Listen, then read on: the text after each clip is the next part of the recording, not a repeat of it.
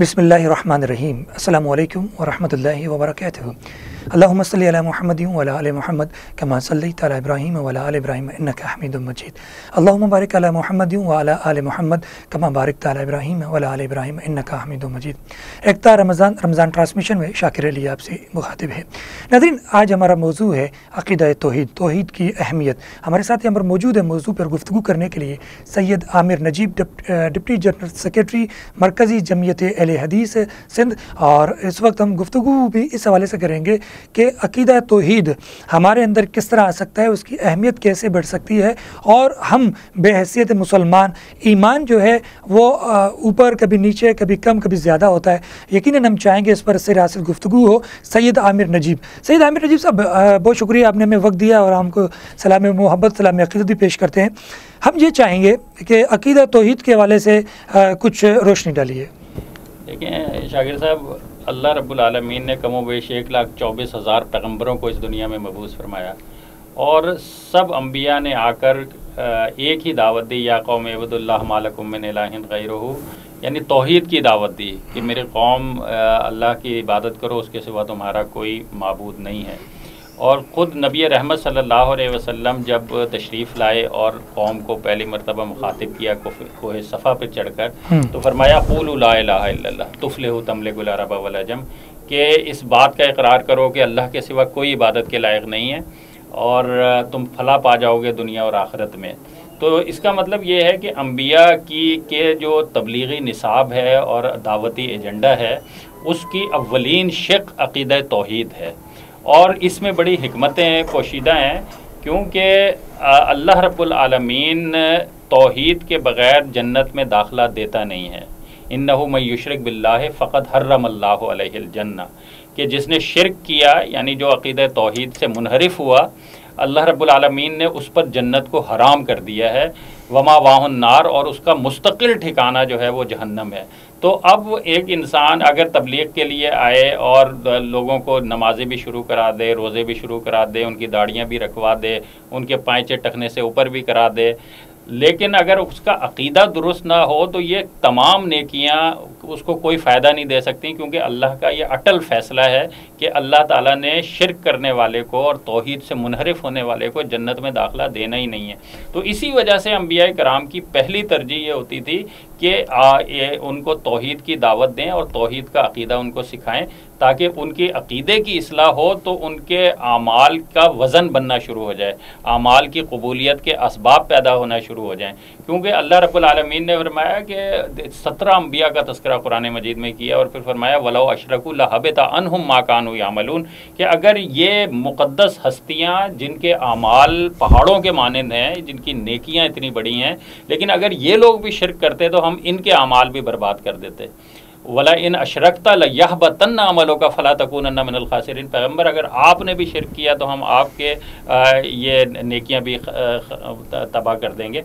तो इतना संगीन जुर्म है ये शिरक कि अम्बिया कराम को भी अल्लाह रब्बुल आलमीन ने इस हवाले से, ज़ाहिर अम्बिया से तो तवक्को है ही नहीं, मुमकिन ही नहीं है, लेकिन हमारे और आपकी इस्लाह के लिए अल्लाह ने कुरान मजीद में ये इरशाद फरमा दिया कि अगर इतनी मुखलिसाना नेकियां जो अम्बिया कराम करते हैं, अगर वो नेकियां भी हों, उन जैसी नेकियां भी हों और उसके साथ शिरक हो, तो अल्लाह रब्बुल आलमीन ऐसे बंदे को की नेकियां जो है बर्बाद कर देगा और उनको अल्लाह की बारगाह में कबूलियत का दर्जा नहीं मिल सकता। फिर जब तौहीद इंसान इख्तियार कर लेता है तो उसका जो समझ लें उसकी जो फ़ाइल है नेकियों की, वो फिर बनना शुरू हो जाती है। तौहीद के बगैर कुछ भी नहीं होता, क्योंकि आपने अदी बिन हातिम रज़ी अल्लाह ताला अन्हो हातिम ताई के बेटे थे, और हातिम ताई ज़रबुल मिसल है अरब में सखावत के लिए। तो वो कहने लगे अल्लाह के पैगंबर, मेरा इंतकाल कर चुका था, तो कहने लगे अल्लाह के पैगंबर मेरा बाप जो है वो इतना सखी था, उसके ख़जाने खुले रहते थे लोगों के लिए और वो दस्तरखान उसके चलते रहते थे, क्या उसको कोई फ़ायदा मिलेगा, उसके नेक अमाल का कोई फ़ायदा मिलेगा? तो आपने फरमाया नहीं। اس نے تو کبھی یہ کہا ہی نہیں کہ اللہ مجھے معاف کر دے. یعنی اتنا بڑا نیکیاں کرنے بظاہر کتنی بڑی نیکی ہے کہ اپنی دولت اپنا مال جو ہے لوگوں پر صرف کر دینا, خرچ کر دینا. کتنا بڑا ویلفیئر کا کام کر رہا تھا وہ شخص, اور کتنے لوگوں کو, ہزاروں لوگوں کو کھانا کھلا رہا تھا, لیکن اس کے باوجود اللہ کی بارگاہ میں اس کی کوئی نیکی قابل قبول نہیں. اچھا, یہاں پر ایک رک کے بات کریں گے, یہ اسی کا سوال پیدا ہو رہا ہے. جو بہت سارے ایسے این جی اوز ہیں, ایسے ویلفیئر ادارے ہیں, ایسوسیشنس ہیں, خدمت خلق کر رہے ہیں, خاص کر جس میں ایسے حضرات ہیں جو مسلم نہیں غیر مسلم ہیں, تو وہ چیریٹی کرتے ہیں, تو اس کو ہم کس پیرائیے میں رکھیں؟ نہیں, بس اس کا جو عدی بن حاتم رضی اللہ تعالیٰ عنہ کا جو نبی علیہ السلام سے سوال اور آپ کا وہ جواب ہے, اس کا یہ جواب ہو جائے گا ہمارے لیے ظاہر ہے. اس سے ہٹ کر ہم کچھ بھی نہیں کہہ سکتے. یعنی یوں کہیں کہ پھر ان کو سب کچھ پہلے مل گیا. یہ تو زبان نبوت سے ادا ہوا نا. میں اور آپ تو آخرت کے حوالے سے کچھ کہنے کے قابل نہیں ہے نا, ہمیں پتہ ہے. تو اللہ کے پیغمبر نے جب اس جیسے سوشل ورکر کو اور ویلفیئر کا اتنا بڑا کام کرنے والے کے حوالے سے کہا کہ اس کو اس کا کوئی فائدہ آخرت میں ملنے والا نہیں. ہاں, دنیا میں مل جاتے ہیں فائدے. اچھا, لیکن سید عامر نجی صاحب ایک سوال ہے. جیسے اگر ہم یہ بات کرتے ہیں کہ ان کی جو صاحبزادی تھی یا پوتی تھی حاتم طائی کی, اللہ کے رسول ان کے بارے میں کہا کہ جو ان کے لوگ ہیں ان کو معاف کر دو, اور کیونکہ ان کے جو دادا تھے یا والد تھے وہ بڑے سخی تھے. تو اس حوالے سے آپ کیا کہتے ہیں؟ میں نے یہی تو عرض کیا کہ دنیا میں یہ جو خیر کے جتنے بھی کام ہوتے ہیں نا, اس کا ایک اثر دنیا کے اعتبار سے ہوتا ہے. ایک شخص فرض کریں اللہ کو بھی نہیں مانتا, لیکن وہ لوگوں کو کھانا بھی کھلا رہا ہے, وہ لوگوں کو جو ہے نا خدمت کے کام بھی کر رہا ہے, تو لوگوں میں تو اس کی قبولیت ہوگی نا, اس کا دنیا میں تو اس کو اجر ملے گا نا, اس کو مقبولیت بھی مل جائے گی, اس کو ہو سکتا ہے بڑے بڑے اعزازات سے بھی نواز دیا جائے کہ اس نے اتنا بڑا ویلفیئر کا کام کیا ہے. لیکن ہماری بات ہو رہی ہے کہ اللہ کی بارگاہ میں کون سے عمل قبول ہوتے ہیں. اللہ کی بارگاہ میں کوئی عمل قبول نہیں ہو سکتا جب تک کہ عقیدہ توحید پر بندہ قائم نہ ہو. اور ایسا کیوں ہے؟ یہ یعنی ایک تو یہ ہے نا کہ یہ کوئی بہت ٹیکنیکل چیز ہو اور جس کو سمجھنا بہت دشوار ہو, اور اس کو سمجھنے کے لیے بڑی بڑی یونیورسٹیاں جوائن کرنا پڑتی ہوں, اور پھر بندہ نہ سمجھے تو یہ تو پھر بھی اس کو معصوم کیا جا سکتا ہے. لیکن یہ توحید کا عقیدہ کامن سینس کا عقیدہ ہے. یعنی بلال حبشی پڑھے ہوئے نہیں تھے, کوئی بڑی اعلیٰ تعلیم یافتہ نہیں تھے, لیکن ان کو یہ بات سمجھ آ گئی تھی کہ میری عبادت کا مستحق وہی ہے جس نے مجھ کو پیدا کیا ہے, میری عبادت کا مستحق وہی ہے جو سورج چاند ستاروں کا خالق ہے, میری عبادت کا مستحق وہی ہے کہ جس نے یہ پوری کائنات بنائی ہوئی ہے, وہی میرے سجدوں کا, وہی میرے رکوع کا, وہی میری نظر و نیاز کا مستحق ہے. تو بلال حبشی جیسے کو سمجھ آ گئی, حالانکہ وہ اعلیٰ تعلیم یافتہ نہیں تھے, اور اس درجے میں سمجھ آ گئی کہ ان پر تشدد کیا جا رہا ہے کہ بھائی اس بات سے منحرف ہو جاؤ, اس عقیدے کو چھوڑ دو. لیکن اس کے باوجود زبان سے احد احد کی صدائیں بلند ہو رہی ہیں کہ یہ اللہ تو ایک ہی ہے, اللہ تو ایک ہی ہے. توحید کے اتنے دلائل قرآن مجید میں ہے کہ الف لام میم سے والناس تک پوری کتاب کو ہم کتاب التوحید کہہ سکتے ہیں, اور توحید کے اتنے دلائل اس کائنات میں موجود ہیں کہ ہر جگہ سائن بورڈ لگا ہوا ہے, اور وہ اشارہ کر رہا ہے کہ اس کائنات کا ایک مالک ہے, ایک خالق ہے, اور وہ اکیلا ہے. اگر وہ دو ہوتے, اگر وہ ایک سے زائد ہوتے, تو یہ ڈسپلن, یہ نظم و ضبط جو اس کائنات میں نظر آ رہا ہے یہ نظر نہ آتا. صحیح. اچھا, ایک اور بھی سوال ہے, جیسے اکثر و بیشتر یہ بھی سوال آتے ہیں سامنے کہ جو بیرون ملک کی جو طاقتیں قوتیں ہیں, وہ لوگ نہ نظر و نیاز کو مانتے ہیں, نہ جناب تعویذ گھنٹا کرتے ہیں, اور نہ ہی اس طرح کچھ کام کرتے, پھر بھی دیکھو انہوں نے جہاز بنا لیے اور چیزیں بنا لی. ہم لوگ ان چیزوں میں کیوں اٹکے ہوئے ہیں؟ دیکھیں, اللہ نے قرآن مجید میں فرمایا وَأَن لَيْسَ لِلْإِنسَانِ إِلَّا مَا سَعَى, انسان کو وہی کچھ ملتا ہے. یعنی یہ نہیں کہا اس میں مومن کو, یا یہ نہیں کہا کہ کافر کو, بلکہ انسان کو, انسان خواہ مومن ہو, کافر ہو, منافق ہو, کوئی بھی ہو, وَأَن لَيْسَ لِلْإِنسَانِ إِلَّا مَا سَعَى, کہ انسان کے لیے وہی کچھ ہے جس کے لیے وہ کوشش کرتا ہے. تو یہ دنیا اسباب کی دنیا ہے, اور اس میں جو اسباب اختیار کرتا ہے اس کو مقصد حاصل ہو جاتا ہے, کامیابی مل جاتی ہے. صحیح. تو پھر اس کو کیسے ہم ڈیفائن کیسے کریں؟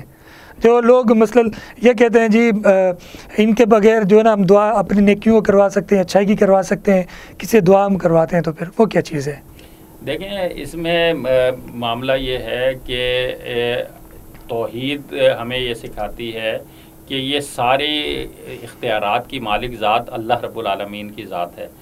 ہماری کوشش ہوتی ہے، مثال کے طور پہ ہم نے ایک کھیت لگایا ہے، کھیتی باڑی کی ہے، اس کو پانی دیا ہے، اس کی حفاظت کی ہے، لیکن کیا ہم اس کا پھل پالیں گے؟ اس کا مجھے اور آپ کو علم نہیں ہے، کیونکہ ہو سکتا ہے کوئی طوفان آ جائے. ابھی تھائی لینڈ میں کتنی بڑی تباہی ہو گئی ہے.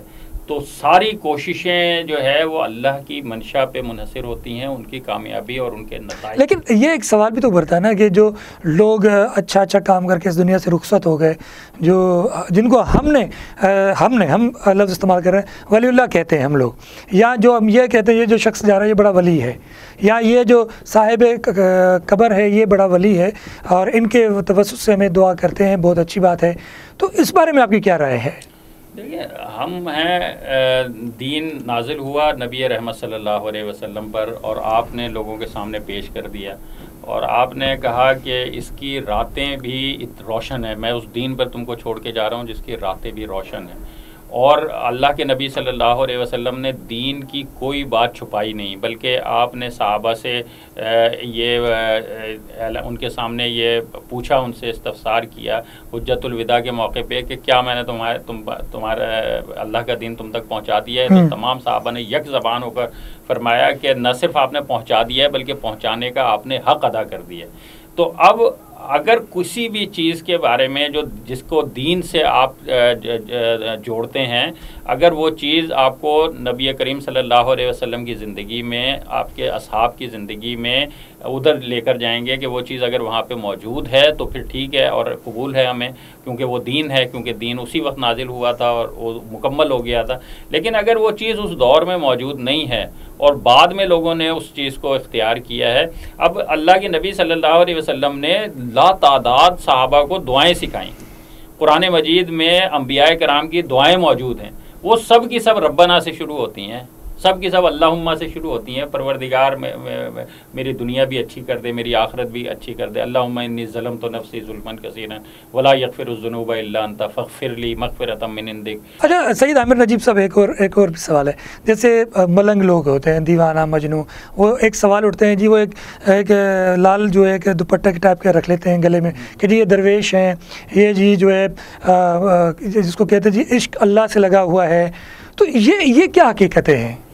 اس کی تو ہماری نظر میں تو دیندار وہی آدمی ہے جو قرآن اور سنت پر عمل کرتا ہے، جو دین پر عمل کرتا ہے. صحابہ کرام میں کوئی ملنگ دکھاتے ہیں آپ کہ بھئی وہ جو ہے نا اس طرح کی، وہ تو نمازیں پڑھ کے دکھاتے تھے، ان کی عبادات ہمیں نظر آتی ہیں، ان کا جہاد نظر آتا ہے، ان کو دعوت و تبلیغ نظر آتا ہے، ان کا حسن اخلاق ہمیں نظر آتا ہے، ان کی معاشرتی زندگی میں جو ایک روزہ تو خود ایک عبادت ہے، وہ چیزیں ہمیں نظر آتی ہیں. تو یہ کیسے دیندار ہے جب ان پر یہ چیزیں معاف نہیں تھیں، انبیاء پہ یہ چیزیں معاف نہیں تھیں، تو ان پہ کیسے معاف ہو گئیں؟ کہ وجد میں آ جانا اور کیفیات میں سرور میں آ جانا. نہیں، یہ کوئی اس کی ظاہر ہے قرآن و سنت میں تو اس طرح کے کوئی ہمیں چیز نہیں ملتی. اچھا ایک سوال یہ بھی ہے کہ یہ کہا جاتا ہے جی دنیا مافیہ سے دور جا کے کسی ایسے جبلوں میں جا کے بیٹھ جانا اور وہاں جی اللہ کی ورد کرنا، چلے کاٹنا، وہیں بیٹھنا، دنیا سے دور، حقوق اللہ حقوق العباد سے دور ہو جانا، اس بارے میں آپ کی کیا رائے ہے؟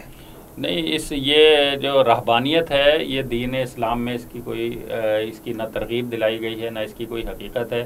اللہ کے نبی صلی اللہ علیہ وسلم نے فرمایا جو شخص مسلمانوں کے درمیان رہے اور ان کی اذیتوں پر صبر کرے وہ ان سے بہتر ہے جو مسلمانوں سے کٹ کے رہے. تو یہ معاشرتی زندگی میں ہی انسان کے کردار سنورتا ہے، اخلاق کا پتہ لگتا ہے. ایک شخص جنگل میں بیٹھا ہوا ہے، کیا پتا کہ وہ وقت میں جھوٹا ہے یا سچا ہے، کیا پتا کہ وہ کوئی اس کے اختلاف رائے کرے تو اس کا غصہ کہاں پہنچے گا، کیا پتا کہ وہ بیوی کا حق ادا کر رہا ہے یا والدین کے ساتھ اس نے سلوک کر رہا ہے. تو یہ ساری تو آپ اس کو کیا دین کے ہیں نا. تو سید عامر نجیب صاحب یہ بتائیے کہ خودکشی کی محنت ہے؟ نہیں، یہ یعنی جو سب چیزوں سے ہٹ کر اس پہ انتہائی احتیاط کے ساتھ بولیں تو یہی کہیں گے نا کہ یہ دین کے شریعت کے منافی ہے یہ طرز عمل، یعنی دنیا میں رہ کر اپنی سب چیزیں مکمل کریں، بھی عمل کرنا ہے. اور دنیا کے نسبت سے جو تقاضے اگر ہم کسی کے اولاد ہیں تو ہمارے ماں باپ کی ذمہ داری ہم پر ہے، اگر کسی کے باپ ہیں تو ہماری اولاد اور بچے بیوی کی ذمہ داری ہے، ہماری رشتہ داریاں ہیں، ہمارا محلے داریاں ہیں، کچھ لوگوں سے اور دوستانہ تعلقات بات ہے۔ اچھا ایک سوال یہ بھی ہے کہ دین اور دنیا، کیا دنیا میں دین ہے یا دین میں دنیا ہے؟ یہ دونوں لازم و ملزوم پہلے دنیا بنی یا دین پہلے آیا؟ نہیں یہ تقسیم ہی غلط ہے نا۔ جو مومن کی تو دنیا ہی میں دین بھی ہے اور نہیں، یہ سوال بنا ہے نا کہ جی ہم اسکول میں جاتے ہیں، کالج میں جاتے ہیں، مدارس پڑھتے ہیں، جی ایک دنیاوی تعلیم ہوتا ہے، ایک دینی تعلیم ہوتی ہے۔ پھر ایک سوال آتا ہے جی جو ہے نا پہلے ہم دوا لیتے ہیں، پھر دعا کریں گے، پھر اللہ شفا دے۔ یعنی ایک کانسیپٹ عجیب ہے۔ میں یہ چاہوں گا کہ عقیدہ توحید کی نظر میں کیا؟ علم کی تقسیم دو اعتبار سے ہے، دین اور دنیا کے اعتبار سے نہیں ہے، بلکہ علم نافع اور علم غیر نافع کے اعتبار سے۔ ٹھیک ہے، ایک بندہ ڈاکٹر بنتا ہے اور وہ اس سے انسانیت کو فائدہ پہنچاتا ہے، وہ دین پہ حقوق اللہ بھی ادا کرتا صحیح ہے اور حقوق العباد بھی ادا کرتا ہے، تو وہ تو بہترین دیندار آدمی ہے۔ صحیح، یعنی اس کے لیے شرط نہیں ہے۔ یہ ہم یہ کہیں کہ دنیا میں رہ کر اگر وہ کسی بھی کام میں مشغول ہے، حق لال سے صحیح طریقے سے کر رہا تو وہ عبادت میں ہے، ہم یوں کہہ سکتے ہیں؟ بالکل بالکل۔ اچھا یہ بتائیے کہ وجہ کیا ہے کہ ہم لوگ جو ہے نا آج تک ان چھوٹے چھوٹے خرافات میں پھنسے ہوئے ہیں؟ آخر کب ہم ان چیزوں سے چھٹکارا ہوگا؟ کیا ہم قرآن مجید کو پڑھتے نہیں ہیں، یا نبی صلی اللہ علیہ وسلم کی جو تعلیمات ہے وہ اس پر ہم عمل پیرا نہیں ہے؟ کیا وجہ ہے؟ ظاہر ہے جب قرآن سے دور ہوں گے، حدیث سے دور ہوں گے، دین سے دور ہوں گے تو ذلت اور رسوائی ہی مقدر بنتی ہے۔ کچھ لوگ، کچھ جو مذاہب باطل مذاہب ہیں، وہ جب اپنے مذہب سے جڑتے ہیں تو ذلت ان کا مقدر بنتی ہے، لیکن جو مذہب حق ہے، اسلام ہے، وہ جب لوگ اس سے دور ہوتے ہیں تو ذلت اور رسوائی ان کا مقدر بنتی ہے۔ تو اس وجہ سے ہمیں اگر نجات پانی ہے، دنیا میں ترقی کرنی ہے تو دین ہمارا راستہ ہے۔ اور یہ ایسا نہیں ہے کہ یہ کوئی ہم یہ کہیں کہ اس کی کوئی دلیل ہمارے پاس نہیں ہے، یہ تو ماضی ہماری تاریخ، روشن تاریخ ہے۔ جب مسلمان دین سے وابستہ تھے تو دنیا کی ترقی کے دروازے بھی ان پر کھل گئے تھے، دنیا کی حکمرانی کے دروازے بھی ان پر کھل گئے تھے۔ 1000 سال تک بلا شرکت غیرے اس دنیا میں سپر طاقت کی حیثیت سے مسلمانوں نے حکومت کی ہے۔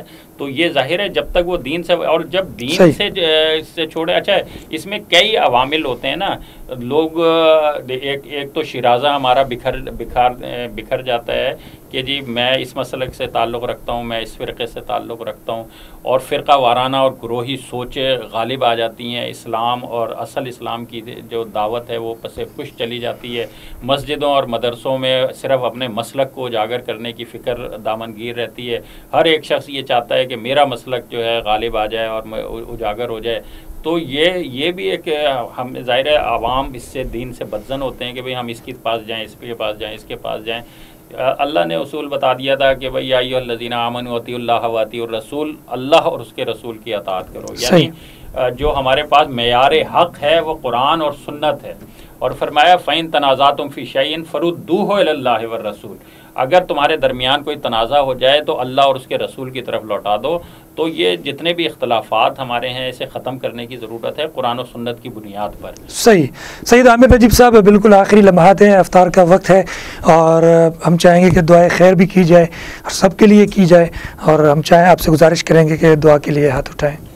الحمدللہ رب العالمین والعاقبۃ للمتقین، اللہم صلی علی محمد وعلی آل محمد کما صلیت علی ابراہیم وعلی آل ابراہیم انک حمید مجید، اللہم بارک علی محمد وعلی آل محمد کما بارکت علی ابراہیم وعلی آل ابراہیم انک حمید مجید، ربنا آتنا فی الدنیا حسنۃ وفی الآخرۃ حسنۃ وقنا عذاب النار، آمین یا حی یا قیوم برحمتک نستغیث یا ذا الجلال والاکرام، آمین رب اغفر وارحم وانت خیر الراحمین، آمین اللہم ارنا الحق حقا وارزقنا اتباعہ وارنا الباطل باطلا وارزقنا اجتنابہ، اللہم ثبتنا علی الاسلام، اللہم نور قلوبنا بنور الایمان۔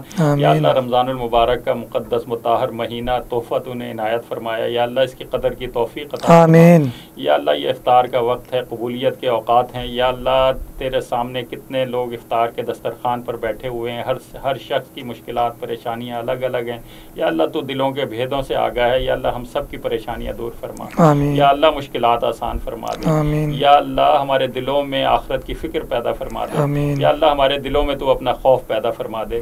یا اللہ ہمارے دلوں میں تو اپنے پیارے نبی کی محبت پیدا فرما دے. آمین. یا اللہ اچھے اعمال کی توفیق دے. آمین. یا اللہ گناہوں سے بچنے کی توفیق عطا فرما. آمین. یا اللہ رمضان المبارک کی عبادتیں قبول فرما. آمین. یا اللہ جو کمیاں کوتاہیاں رہ گئی ہیں یا اللہ ان سے درگزر فرما. آمین. یا اللہ قرآن کا حاصل مغفرت ہے, یا اللہ تجھ سے مغفرت کا سوال کرتے ہیں. آمین. یا اللہ ہمارے گناہوں کو بخش دے. آمین. یا اللہ ہماری دعاؤں کو قبول فرما. آمین. ربنا تقبل منا انک انت السمیع العلیم وتب علینا انک انت التواب الرحیم وصلی اللہ تعالی علی خیر خلقہ محمد وآلہ وصحبہ اجمعین برحمتک یا ارحم الراحمین.